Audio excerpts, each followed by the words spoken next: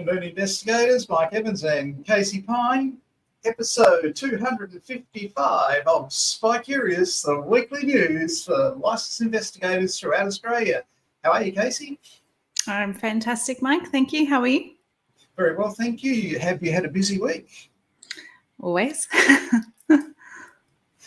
Earlier this week, Casey and I had an Australian Security Academy official meeting that went most of the day, and Casey was on her way to go home, and she got told to go out the back gate, not the front gate, because the road had been blocked in the front gate and someone had been murdered less than 500 metres from our office. Very sad.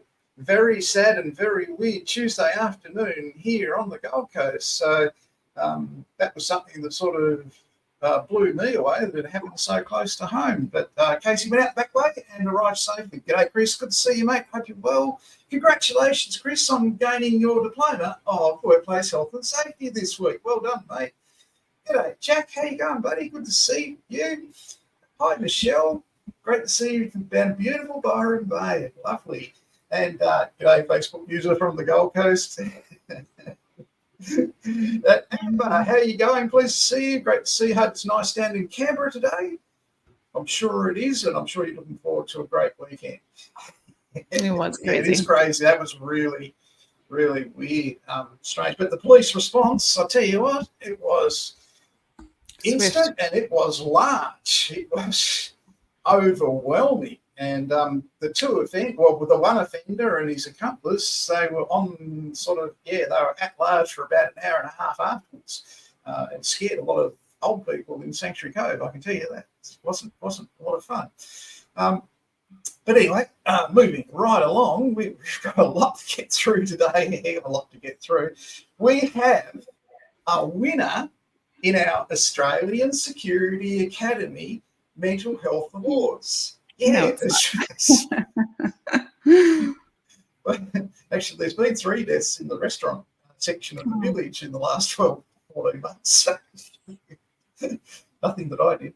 Anyway, we've got a winner in our Australian Security Academy Mental Health Awards. Now, last week you saw my exciting thing that I do to maintain my mental health and not think about work all day, every day. And I'm inviting people to share what they do for their mental health with everybody else, so it raises up the understanding that you don't have to all work and no play makes Michael a very dull boy. You can have an interest and have some fun, and it doesn't have to be Ben-Hur style. It can be just what you're into. And I'm asking people to submit that in a short 30-second video of what there is, and we've got our very first winner. Now, the winner actually gets a medallion with their name inscribed on it. So it's quite a good one. It comes in a beautiful gift box. It looks really nice. I'll have it to show you next week. We've had a hold up in the production of them, but they're on the way. And we're trying to raise awareness among everybody. Look, if you're overwhelmed with work, if you're getting a bit stale, if you're getting a little bit grumpy like I get with Casey every day, think about what you can do to sort of freshen up and, get something that's enjoyable. And boy, did we get a beauty. Here it is. I'll play it for you so you can see it. He's a very popular person on this program. It's our first one.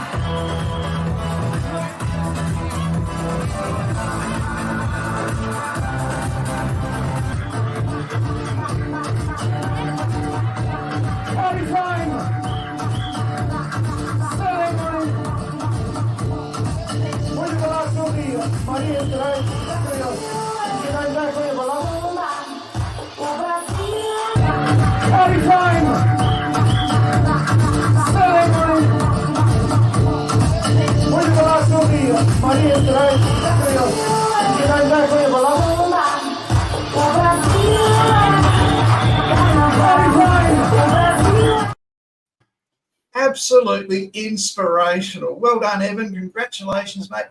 Thanks for sharing that with us. Evan's a DJ in Adelaide. Adelaide, that was a great, wasn't it? Well, mate, you can try DJing and, you never know what might happen. I mean, I thought I'd give it a go.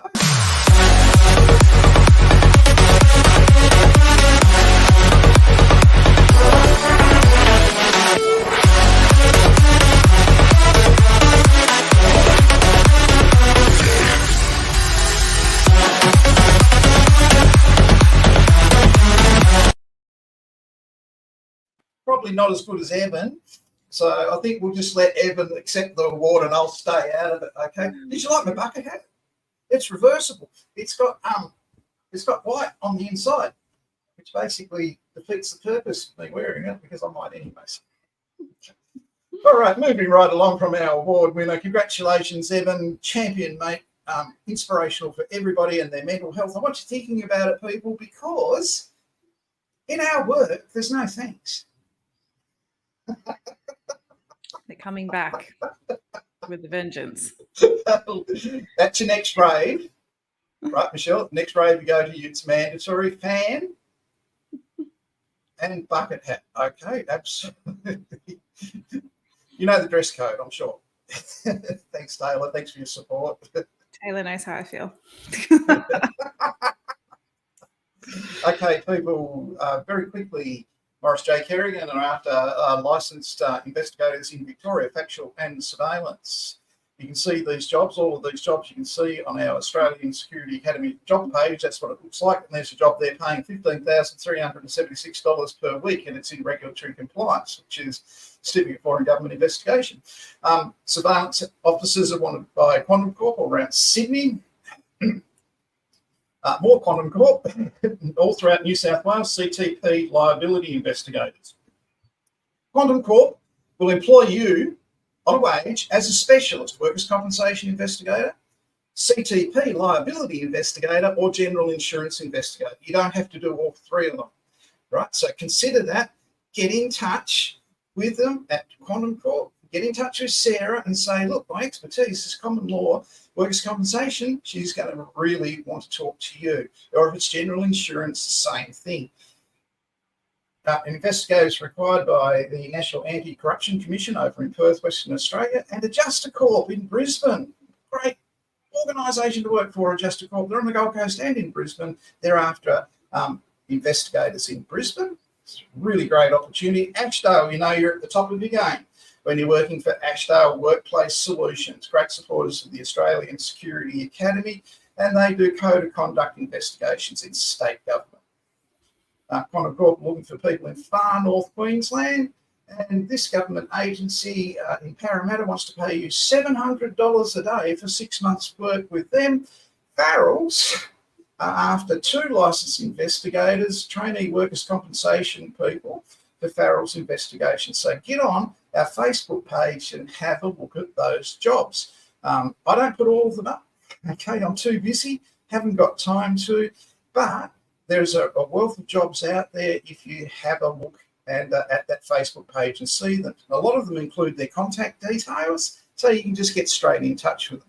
At Investigations Uni today, we've broken the news to everybody that in the future in Victoria, you're going to have to, number 1, be a licensed private investigator, number 2, be a business license as well in Victoria. So it's not just private investigator license, you're going to have a business license as well. So that's pretty freaky. Where does all that come from? Here's where it is, and I'll just show you briefly some parts of it. Okay. The Victorian Private Security and County Court Amendment Bill 2024 is currently going through state parliament.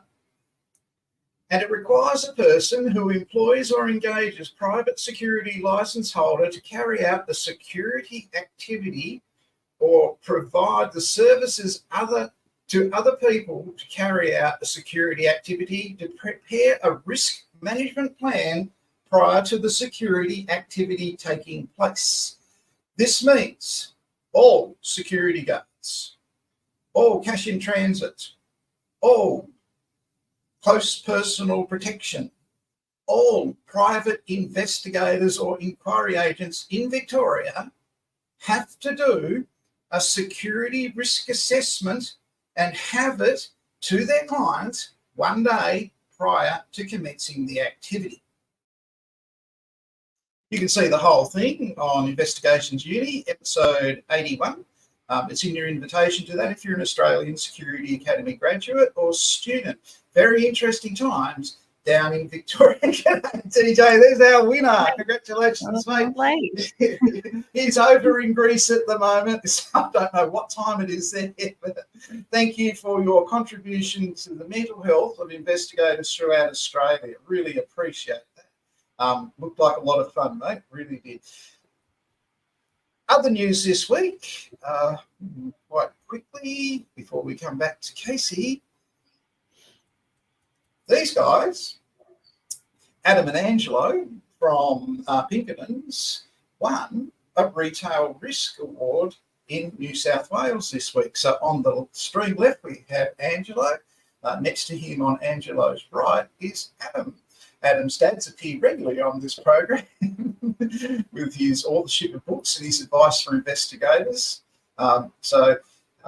Everyone at Pinkertons, congratulations on your work in retail security and winning that award. We've got our Australian Security Academy Awards coming up real soon, and I'm really looking forward to that, to see what's going on out there and who's been kicking goals in the industry. We like to reward for professional development, and that's basically what we look for and what we do. Casey, what have you got for us today? I have a couple of little things I wanted to have a chat about. I went through the Celebrite 2024 Industry Trends Report. Oh, I think I've got a picture to bring up. Let's see if I was organised. I believe I was. Here we go. So Celebrite, for those of you who don't know, it's some software. It's law enforcement grade software to help people with digital investigations. To help, well, law enforcement and certain bodies to, with their digital investigations. It's very robust and it's a fantastic tool. So what struck me from that report, they said that crime is changing and criminals are are wising up to technology. Can't even read my own writing. This evolution is far more severe than Celebrite's predictions were only a year ago. So crime is changing and criminals are using technology more and more, and they're also wising up to it so they know how to cover their footprints. So learning digital investigations is so important, and just understanding how quickly it changes and how it's an ever-evolving industry is also super important. So if you love digital investigations and you are someone that wants to get amongst it and understands that it is forever evolving, then you will be highly prized. So the two biggest things that they found, which were problems for people that in the industry, is that they have insufficient staffing. There's just not enough people to meet the demand for the amount of digital evidence that needs to be collected and the amount of crimes that are happening online. And that goes to, they went on to say that 3 out of 4 practitioners say digital evidence increases case solvability, which of course is 100% true. And with 6 out of 10 agreeing that it's more important than DNA evidence. This is a digital world, and we are moving forward so quickly and in such a way that it's getting so complex. So getting in now is such a good time. I highly recommend to you, if you would like to be a digital investigator, start as soon as you can, because you'll be getting on in on the ground floor. It's very exciting. There's so much information out there. There's so many tools. There's a great culture within OSINT and digital investigations. So I can highly recommend it. And it's just something that's going to keep going. And as we see more AI and things like that evolve, there will be more and more and more. And as more of our lives go online, you think that your life can't be any more intertwined with the internet. It is just, there are new ways every single day that companies are creating that intertwines our life on the web even more. Our attention goes there. We do our banking there. We do our groceries there. Now, Coles don't want you in there, like going and picking things off the shelf. They want you to order through their app so they can get their staff through really quickly and efficiently. People don't want you in line anymore. They want you in the digital world and doing it that way. So understanding digital evidence and the way that our lives are moving so completely online is so important. Enough about that. So I just found that super interesting, and it's just so true. And another bit of news is that my favorite reverse image facial recognition search, Face Check ID, is going to start costing you money soon. So as of March 1st, they are going to be charging for their service. It has been free up until now. Of course, with most amazing OSINT tools or open source intelligence tools, they start out free until they can prove out their concept, and then they end up charging for it, which is fair. I don't begrudge them that at all, but it's just something that we all need to be aware of. The worldwide forensic analysis of it has been. That is wild, to say the least. It is. It's a fascinating thing that is evolving, and there's so many people that are online sleuths just in their personal time, and they call this stuff out, which I think is so important. There's also been a number of open source intelligence case studies that have been released from looking into the war in Ukraine and Gaza and all these different things, just fascinating things that come out. And yeah, this photograph with Princess Catherine, that was just unbelievably stupid to even release that, but here we are. So yes, Face Check ID will cost you money, and the only thing that annoys me about this is that they want you to pay in crypto. So it's $19. They will, for like a starter, which I think it was quite a few images, and they'll accept Litecoin, Monero, and Bitcoin. And just a lot of people haven't bothered to figure out how to be able to purchase and transfer cryptocurrency. So, and if a lot of people might choose Bitcoin because that's one that they've heard of, but that's probably going to be the most expensive to buy $19 of and then pay the $19 to them. So it's just, I find it a bit annoying that they are requiring cryptocurrency. Amazing for them if they can get people to pay it, because if you've been concentrating on cryptocurrencies lately, they have certainly shot up through the roof. So anyone that has accepted cryptocurrency as payment, me included, are sitting pretty happily at the moment and watching it go up in price. So it's fascinating. But as we all know, it goes up and down and up and down. Montrose. Really? It does not. Monero. So Monero is probably the most robust privacy coin there is. And the thing is, probably 4 years ago, I was at a cryptocurrency event, and essentially we had someone from law enforcement stand up and say that cryptocurrency is not going away, because it is a fantastic way for governments and not so great individuals to interact with payments. And he's like, there are some massive payments swapping hands in cryptocurrency, which is wild. And this was specifically related to arms trades. So cryptocurrency is not only utilized by the subculture of nerds like me who want to bank the unbanked and have a decentralized form of money that relies on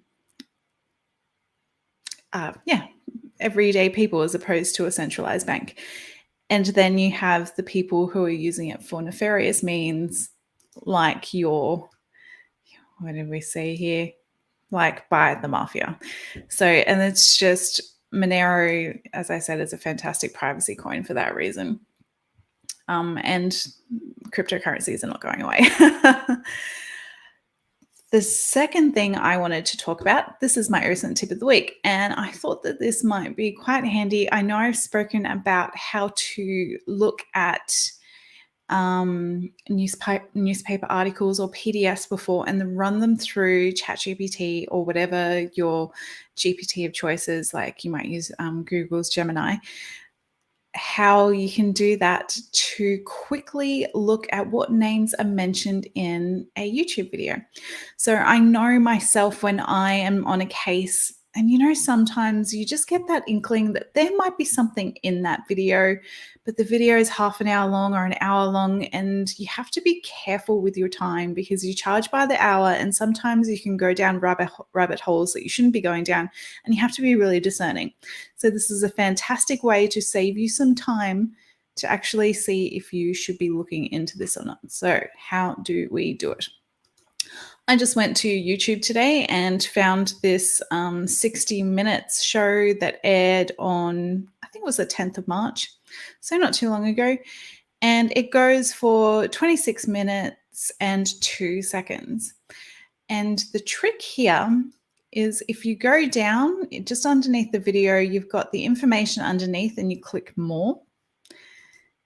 And it'll bring up everything. And down, when you scroll down the bottom, it will say show transcript.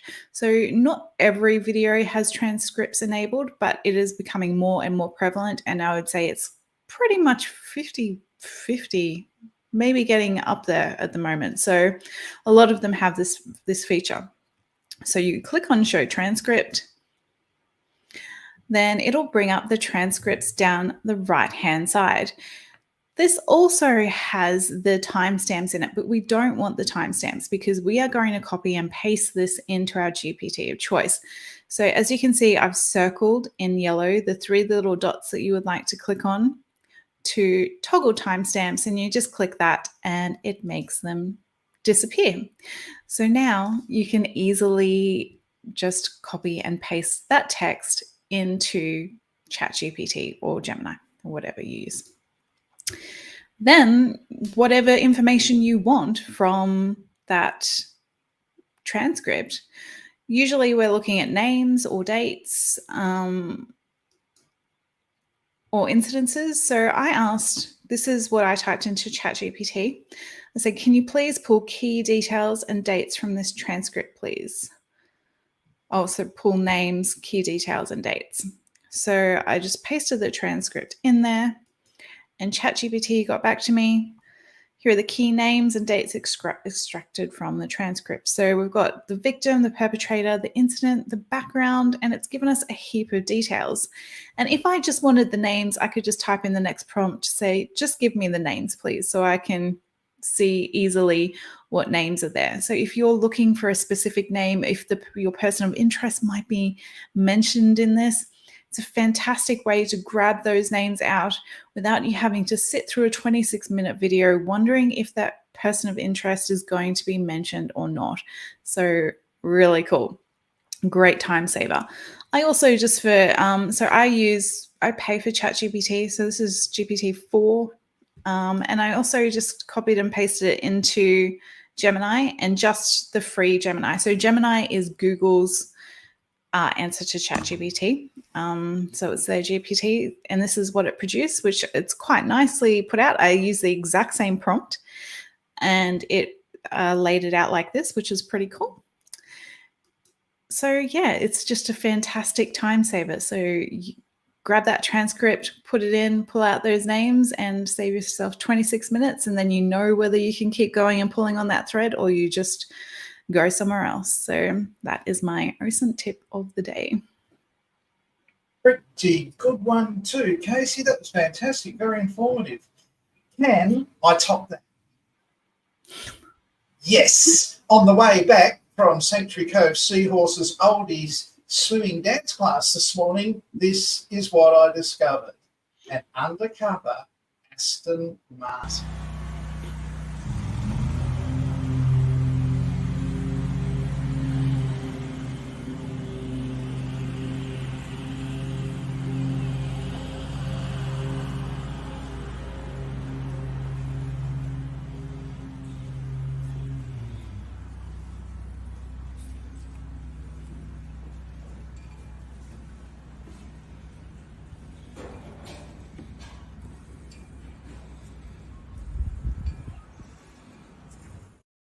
Doesn't get much more undercover than that, and it was an Aston Martin. And I even had to send a picture to Casey, who was suitably unimpressed, and she wanted me to buy it for her, and that's not going to happen. Yes, well, you refused, and I was very disappointed. Yeah. So under the new Act with the security risk assessments, what happens in Victoria if you get an urgent case where a lawyer's saying, look, the matter's going to court in 48 hours, I need you to get up to Mildura and interview this really important witness. Travelling 3.5 hours or 2 hours, whatever, to Shepparton from Melbourne CBD.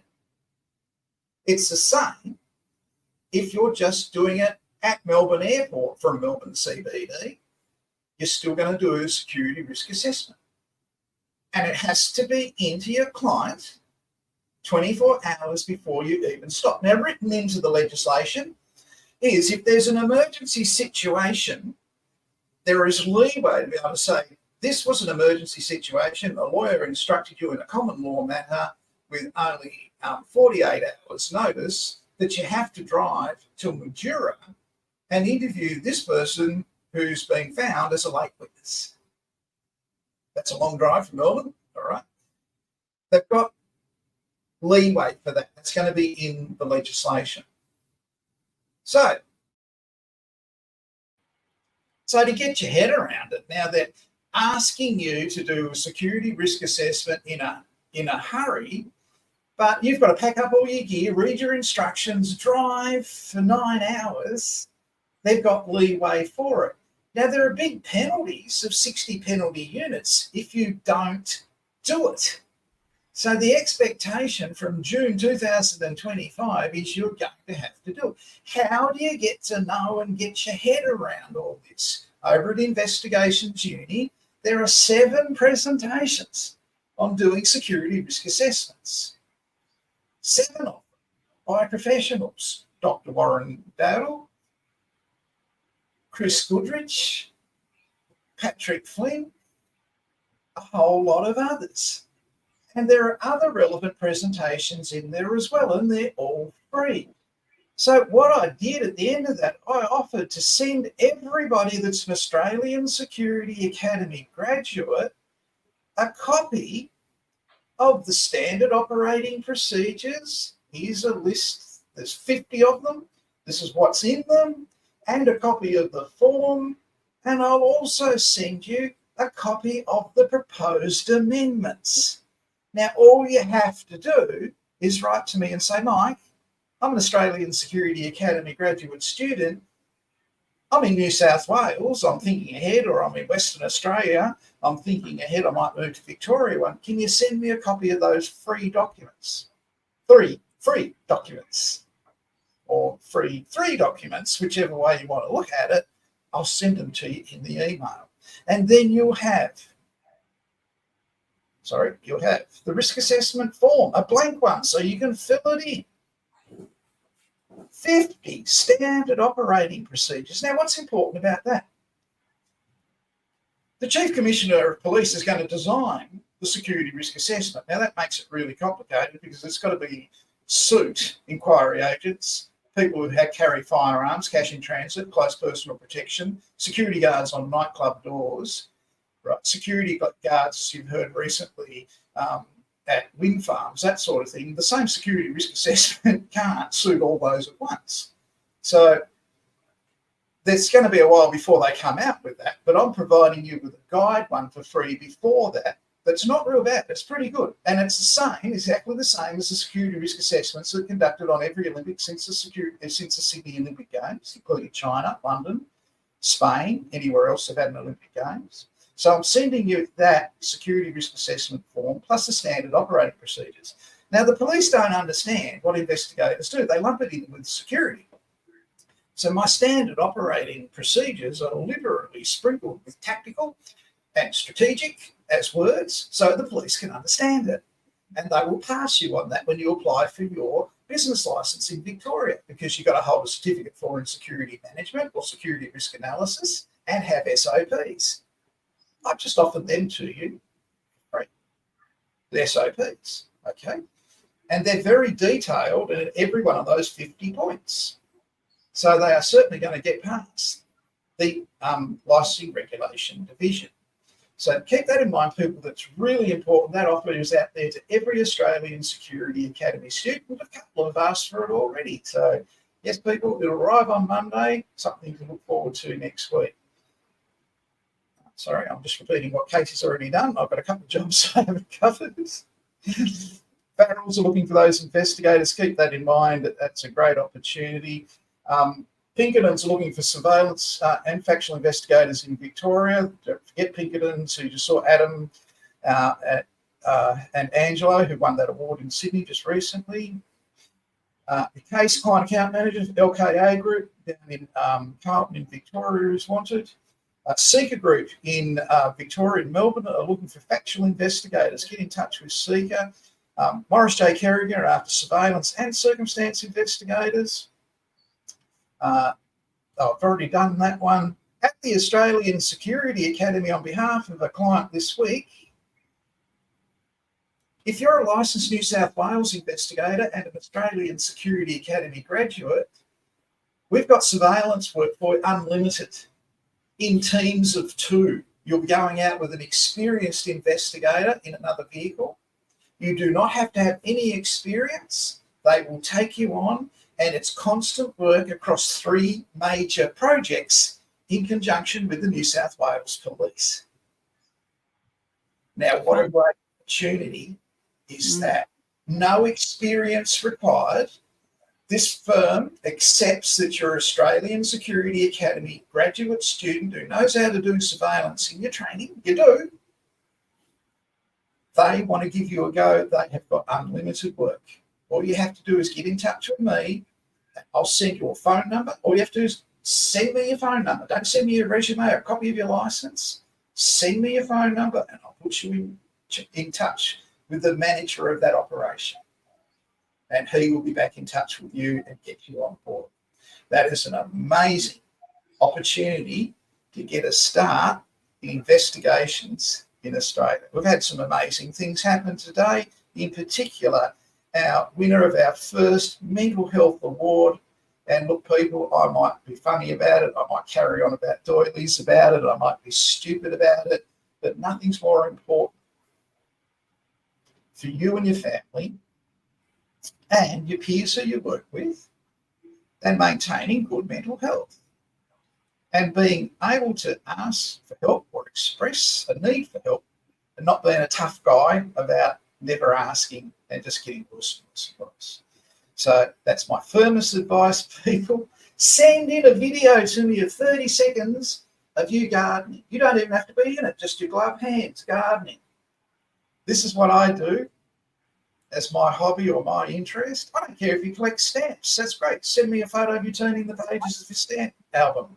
I've got an amazing industry award, boxed and presented with your name subscribed on it. Investigation Duty is on every Friday at 1 a.m. It is building up to be a massive reference resource for how to do things correctly in the industry. And that was further supported today by what we did with the new changes coming in. We hope you have a great week, people. Thanks for watching. Thanks for coming in today, Casey. I really appreciate it. No worries. Are you going to be addressing your mental health this weekend, or are you going to be working? No, I'm definitely taking some downtime this weekend. Not mowing the lawns, I hope. No. Okay, if you want me, I'll be visiting the new horse, seeing how Harry's going. People, see you again next week. Don't forget to send me an email asking for those 3 documents if you're in Victoria. They're going to be important to you moving forward. And also send in 30 seconds of video of your hobby, and you might be just like Evan, and you might win one of our mental health awards with your name inscribed on it.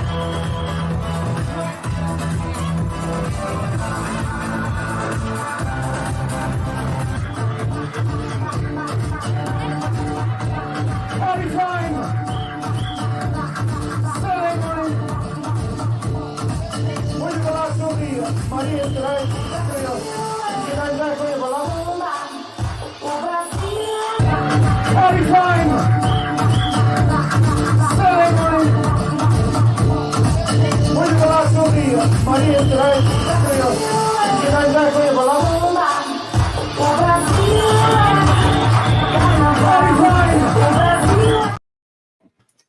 We'll have to have that instead of our Koreans on the way out each week, I think. Well, we'll negotiate about that. Thanks, Evan. Congratulations, mate. Thanks, everyone, for watching. Thanks for your participation. See you next week. Stick around, Casey. I'll have a chat. Okay. Thanks, everyone. Have a great weekend.